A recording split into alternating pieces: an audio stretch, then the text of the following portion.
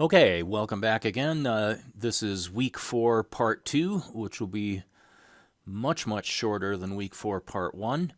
We're going to take yet another look at Fibonacci numbers, and we're also going to take a look at some pandas facilities for obtaining and processing stock prices from a web source.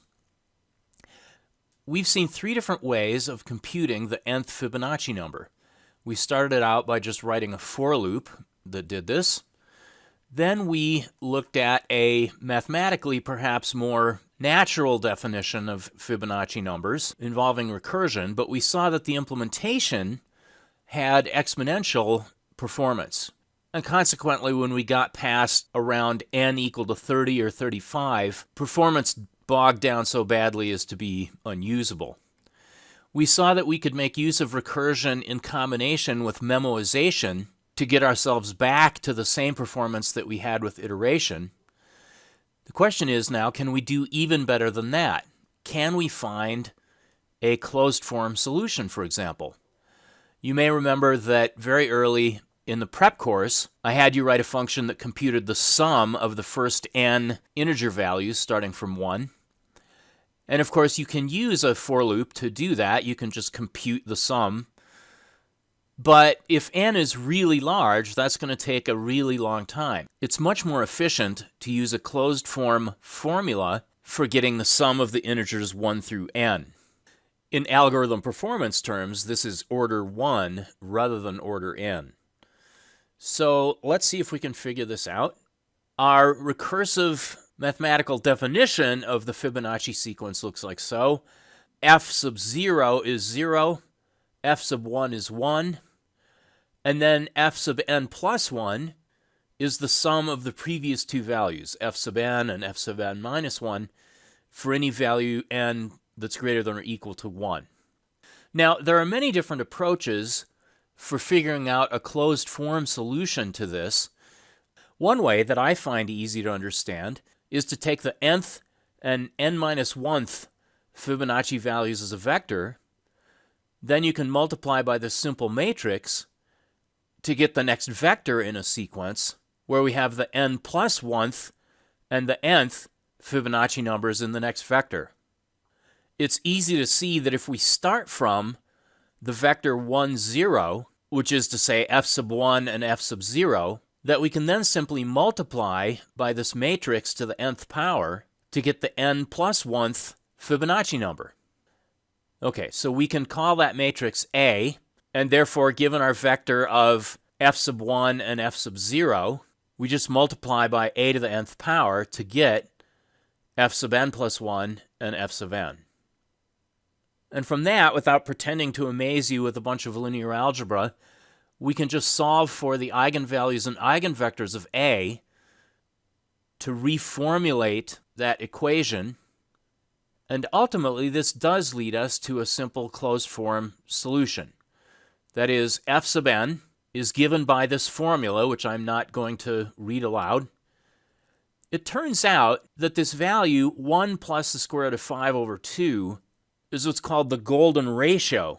And this appears in mathematics and nature and architecture over and over. Okay, cool. So now we have an order 1 algorithm that is this formula for computing the nth Fibonacci number.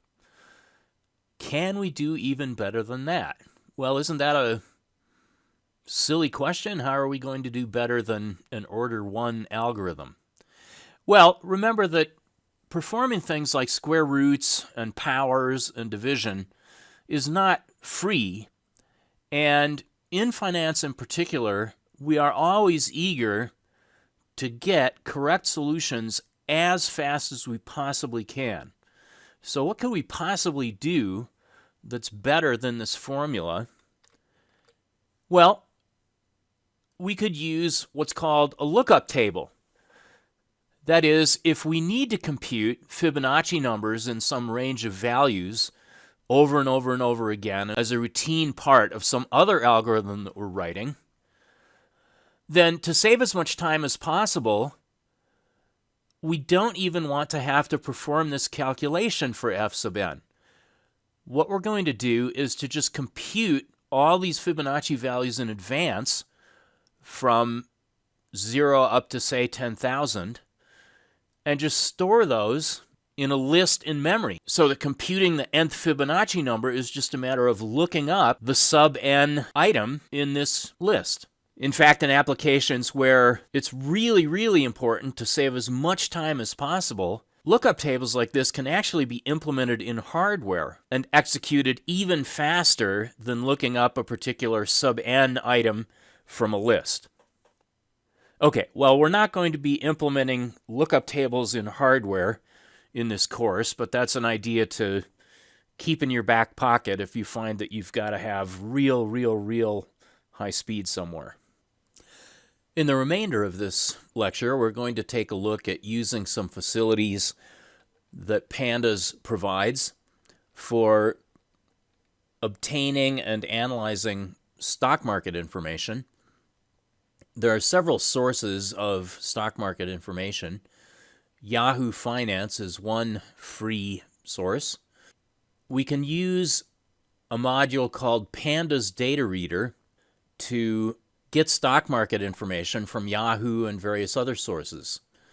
If you discover that Pandas Data Reader is not installed on your system, even after installing Anaconda, in your Anaconda terminal window, you can use the conda command to install the Pandas Data Reader module.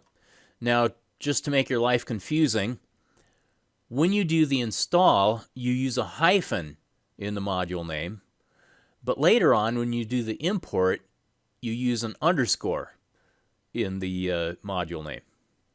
All right, so let me fire this up. I'm going to import. Now, I have already done the install. I am going to import Pandas Data Reader as web. There we go. And I'm going to now go out and get some stock market information for Apple, Cisco Systems, Goldman Sachs, and U.S. Steel from January, the first 3 weeks of January of this year. So stock data, this is going to be a data frame, web.get data Yahoo. If you take a look at the documentation for Pandas Data Reader, you'll discover that it has a whole bunch of these get data functions. I'm going to specify a list of tickers. All right, so Apple, Cisco, Goldman Sachs, U.S. Steel. I seem to have a personal fixation with Cisco Systems because I lost an enormous amount of money with Cisco Systems back when the internet bubble collapsed. All right, so there's my tickers. And I'm going to also specify a start and end date. Start gets 2019-01-01 and gets 2019-01-22. Alrighty, so this is going to get me some data, and if I display stock data, all right, 56 lines of squeezed text. Okay, well, this looks kind of like a mess, so let's see if we can figure out what's going on with this. Let me ask for the type of stock data. It is a data frame. Let me ask for stockdata.index. All right, so the index is a daytime index. So the index is good. The rows are labeled with dates that I can make sense of. What about the columns? Okay, so here's where confusion comes up. The columns are a multi-index. What that means is that it's a multi-level layer of columns. One level is attributes of stocks. We have high, low, open, close, volume, and adjusted close. And the second layer is the tickers. So what we have here in this stock data is 6 attributes for each of these 4 stocks. Let's see if we can split up this multi-level column labels. All right, so here's the columns. Attributes is the first level, and symbols is the second level. And I can see the names of the 2 column levels in the names field.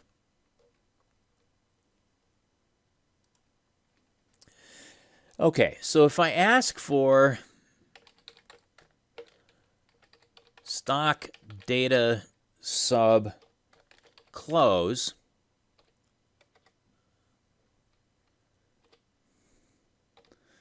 I should have said gets there rather than the parenthesis.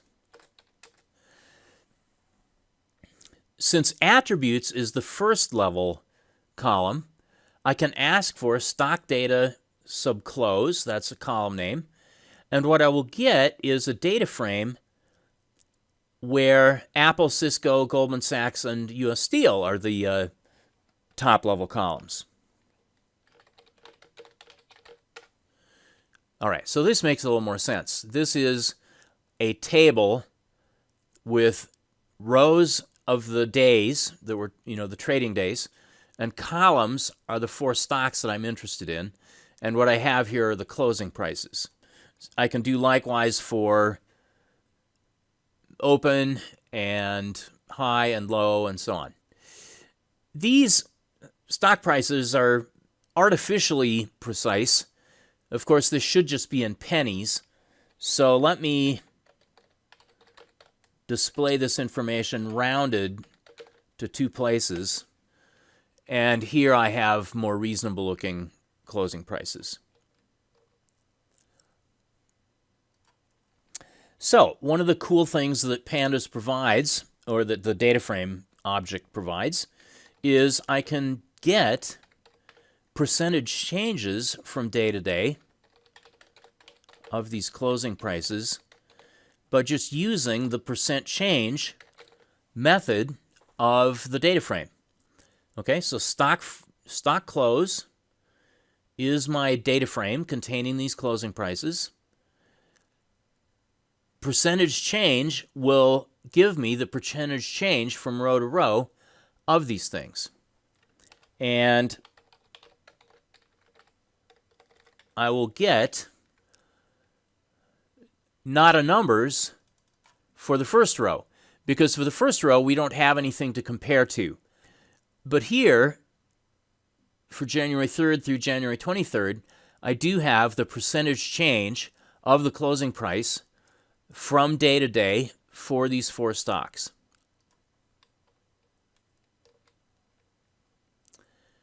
If I would like to see a plot of that stuff, I can import matplotlib,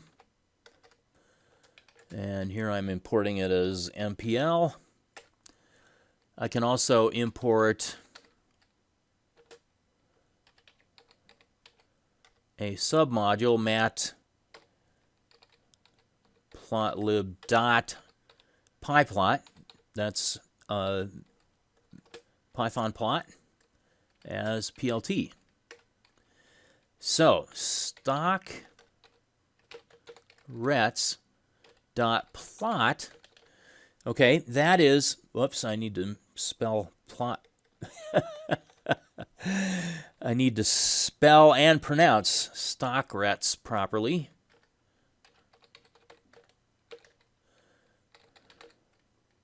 And I'll specify a title for my plot.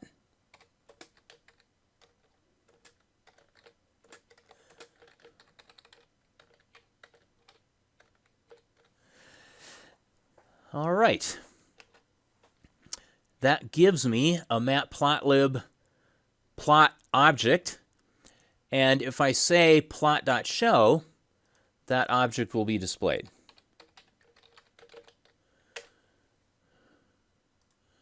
And there we are. So there is a plot of the daily percentage changes for the first 3 weeks of January for these 4 stocks. I can find the correlation and covariance of these percentage returns between 2 different stocks. So StockRets has 4 columns: Apple, Cisco, Goldman Sachs, and US Steel. I can, since there are no special characters in these column names, simply access the Apple percentage changes as using the .apple as my column.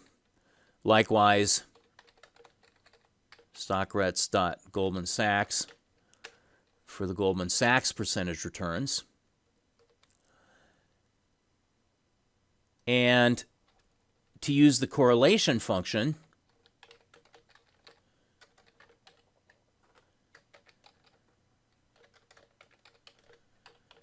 of the series, I compare the current series, which is the Apple percentage return series, with some other series.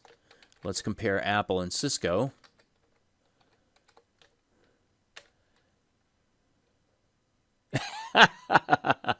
And once again, I misspelled it. All right. Okay. So this should be RETS, not REST. All right, so here's Apple versus Cisco. And the correlation is 0.87 approximately, which is a reasonably high but not perfect correlation. If I do a correlation between Apple and Goldman Sachs, I would expect there to be less correlation. All right, Apple and Cisco are both technology companies. Apple and Goldman are technology versus financial. And there's, some correlation, but not very much between those. If I need to compute covariances, I can certainly do that just using the cov function rather than the core function. Okay, so I'll just illustrate that with Apple versus Cisco.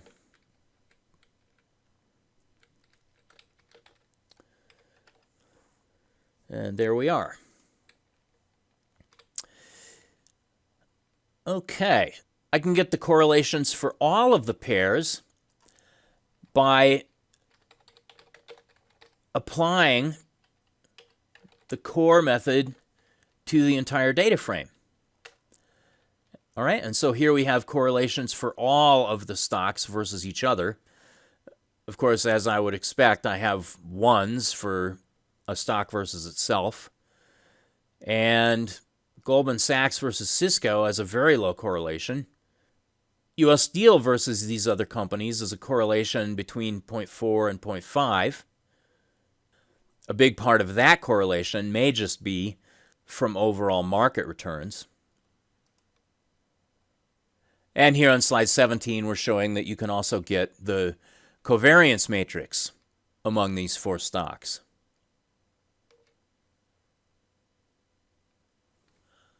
All right, now we looked at percentage returns, but usually when we're doing financial analysis, we don't use percentage returns. One obvious reason why is that a stock can only go down by 100%. But it can go up by much more than 100%. And we would like to be measuring our returns in a scale that's not skewed. So we typically assume that log returns are normally distributed. That is, we assume that the log of today's price over yesterday's price is normally distributed with some mean return and some standard deviation of returns. And of course, both the mean return and the standard deviation of returns will vary from one stock to another. Now, a reasonable question to ask is, are these log returns in fact normally distributed? If they are, that means we should have 0 skew. We should also have 0 so-called excess kurtosis. Now, the kurtosis for the normal distribution is 3. Excess kurtosis means that we have more than 3 and therefore we have fatter tails than an actual normal distribution has. And so it's the excess kurtosis that our methods here are going to compute for us. Okay, so let's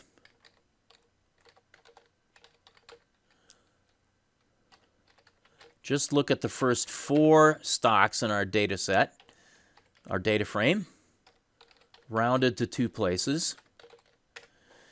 All right, I'm displaying just 4 because it'll fit nicely on my screen.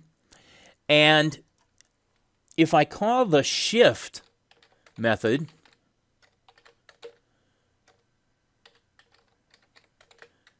and shift forward by 1, this has the effect of pushing all of the rows in the data frame forward by 1 index, forward by 1 day in this case.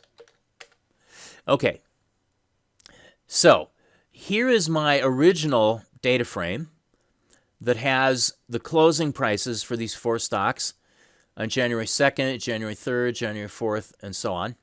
Shifting this data set forward by 1 pushes the closing returns forward by 1 day.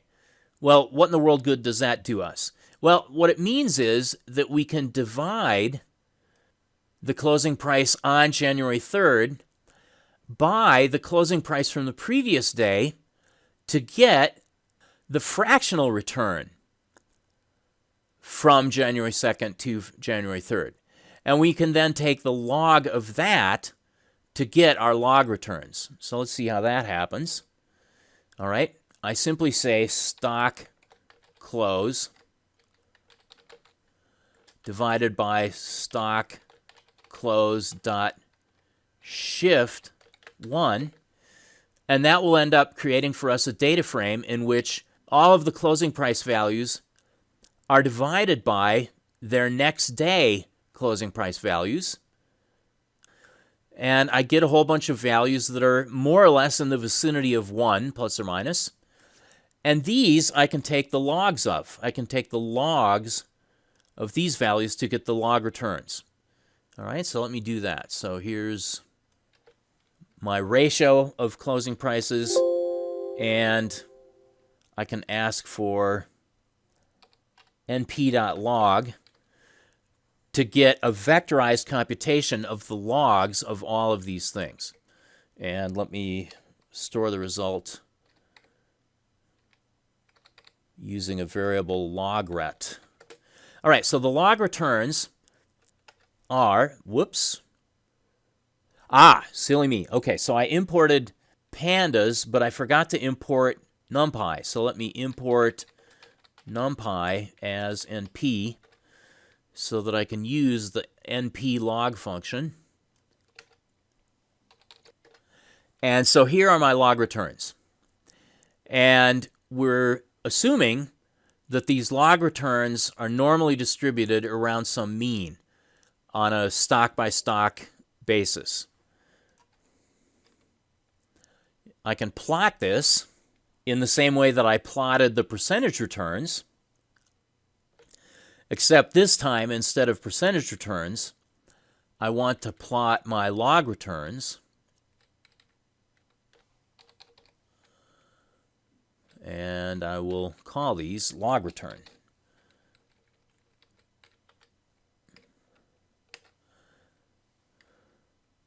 Oh, oh boy.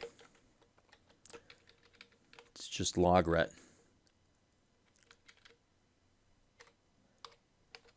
And now I say plt.show.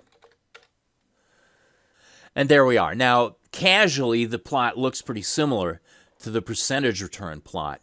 But if I had wild swings in my stock prices, if the stock returns are truly log normally distributed, I ought to see a less skewed distribution of log returns when compared with percentage returns. Okay, so the mean log returns. Again, let me point out that this is a really small sample.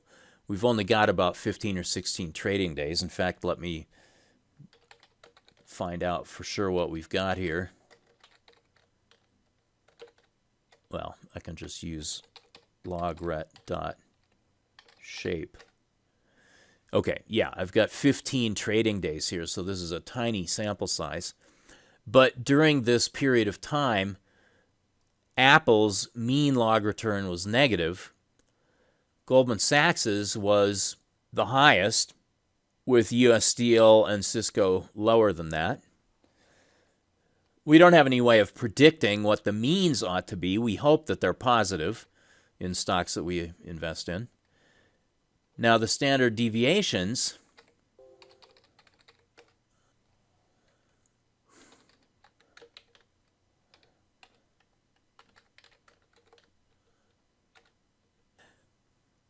now I've just noticed an interesting thing here, which is that my results shown on slide 23 don't precisely match the results that I'm getting now. And I'm not 100% sure why that is. Now, these slides were created in the early part of the year. Let me go back and look at the raw data.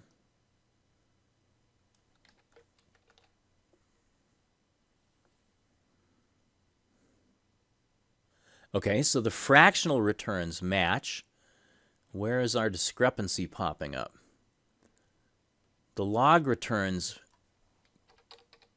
must match, and they do.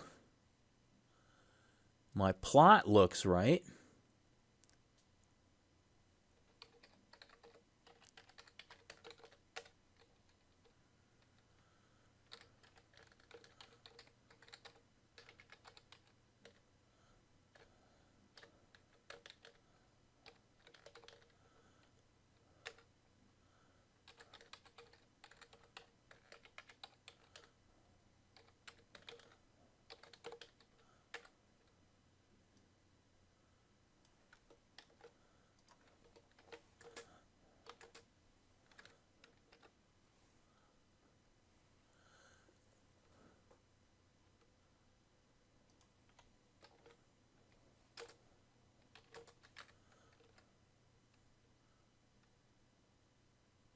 Huh, but the means are wrong. So I must have taken a screenshot of the wrong stuff. In any case, logret.mean